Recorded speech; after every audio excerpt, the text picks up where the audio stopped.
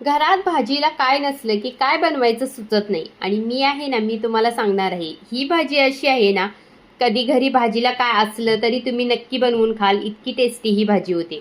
तर कढईमध्ये तेल घालायचं, त्याच्यामध्ये जिरं घालायचं, 2 मोठे उभे चिरलेले कांदे घालायचे. आता याच्यातच एक हिरवी मिरची, ती देखील कांद्यासोबत परतून घ्यायची.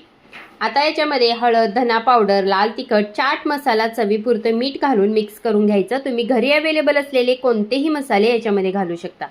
आता याच्यात लिंबाचा रस पिळायचा, 2 चमचे बेसन घालून मिक्स करून घ्यायचं. मस्त चटपटीत अगदी 5 मिनिटात आपली ही कांद्याची भाजी तयार होते.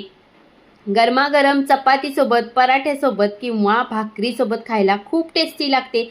कधी भाजीला घरात काय नसलं तर ही भाजी एकदा नक्की ट्राय करून बघा. आणि रेसिपी आवडली असेल तर चॅनलला लाईक, शेअर आणि सबस्क्राईब करायला विसरू नका.